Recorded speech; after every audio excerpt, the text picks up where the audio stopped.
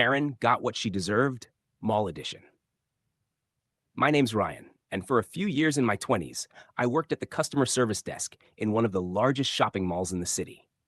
It wasn't glamorous, lots of lost and found calls, plenty of giving directions, the occasional "my kid is missing" panic. But it was steady work, paid the bills, and gave me endless material for funny stories. But the one story that's burned into my memory is the day Karen got what she deserved. Now, before I go on, let me explain. We had plenty of difficult customers. People who were stressed, people who were confused, people who thought they were being clever by cutting in line. We dealt with all kinds. Most were just minor annoyances, but then there was Karen. Karen wasn't just a bad customer. She was a mall menace, the kind of person who seemed to live for making other people miserable. The type who strutted around with oversized sunglasses, a designer bag, and an expression that said everyone was dirt beneath her high-heeled shoes. And she had a reputation. If you worked in any store at the mall, you knew her. If you didn't know her yet, you'd know her soon, usually because you'd end up crying in the break room after she unloaded her wrath on you for some imagined slight. She had three signature moves. 1. Line cutting. Karen didn't believe in waiting her turn. She'd march to the front, drop her items on the counter, and demand, "Ring this up now.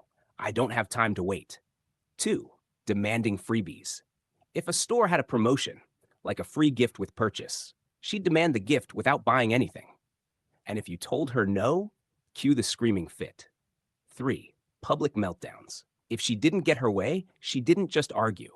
She performed. She'd raise her voice, wave her arms, and make sure the entire store, and sometimes half the mall, could hear her rant. She wanted an audience. The thing about Karens like her is that they survive on intimidation. Most staff caved because it wasn't worth the abuse. She'd win by sheer volume. Until the day she picked a fight with the wrong guy. Me. It was a Saturday, which meant the mall was packed. Families, teens, tourists, you name it. I was working the customer service desk, which sat in a wide open area near the food court. That meant I had a front row seat to chaos all day long. Around lunchtime, I saw her. Karen, strutting out of a clothing store with her bags, sunglasses perched on her head like a crown. A couple of teenagers accidentally brushed her shoulder while running past, and she actually snapped her fingers at them like they were dogs. "Watch where you're going," she barked, loud enough that people turned their heads. The teens just laughed and kept running. Karen huffed, muttered something about kids these days, and kept walking. I groaned inwardly. I just knew she'd end up at my desk before the day was over. Sure enough, 15 minutes later, she stomped up to the counter and slapped down a shopping bag.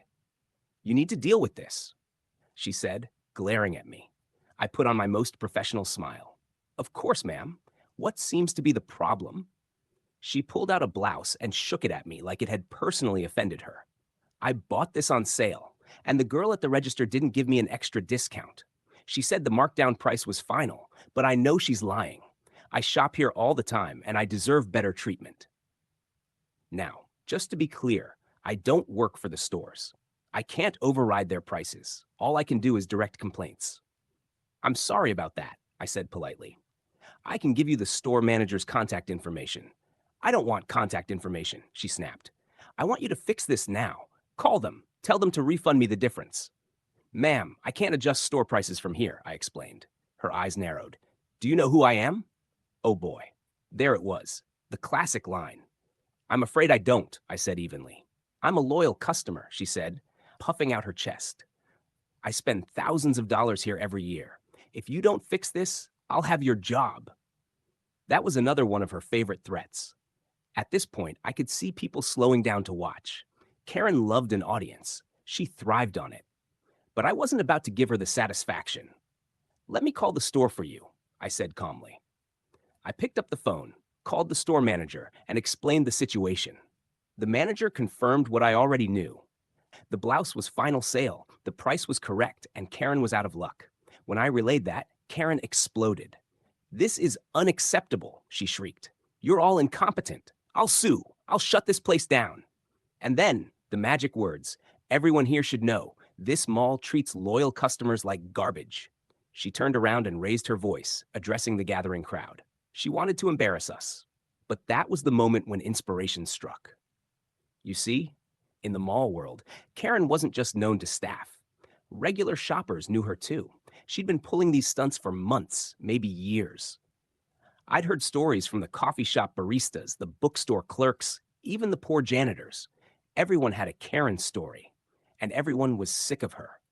So when she tried to use the crowd against me, I realized I could turn the crowd against her. Ma'am, I said loudly, making sure everyone nearby could hear. We take customer concerns very seriously. Would you like me to file a formal complaint so mall management can review your behavior? Her head whipped around. My behavior? She screeched. Yes, I said innocently. That way, management can look into how often these incidents happen, since this isn't the first time you've had difficulties, right? A ripple went through the crowd. People started whispering. A couple of teens snickered. Someone muttered, "Oh, it's her again." Karen's face flushed. No, that's not. This is different. I kept my voice calm, professional, but loud. Of course, but if you'd like, I can pull the incident reports from the coffee shop, the bookstore, and the shoe store last week. That way management has the full picture. That did it. The crowd started laughing, out loud. Wait, that was you at the coffee shop? Someone called. Oh my God, she's the one who threw the latte, another person said. Karen's mouth opened and closed like a fish.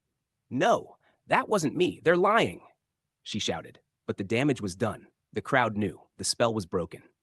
Instead of intimidating us, Karen was suddenly the joke. People started pulling out their phones, recording, snapping pictures, whispering her name. Karen tried to recover. Stop filming me. This is harassment. But the more she ranted, the funnier it got.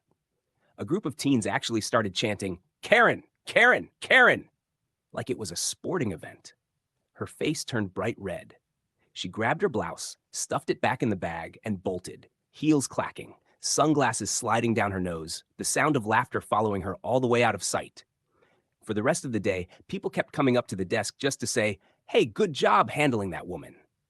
Staff from half the stores swung by to thank me. One of the baristas even high-fived me. Word spread fast. By Monday, mall management had gotten so many complaints about Karen that they officially banned her from the property for 6 months. The best part?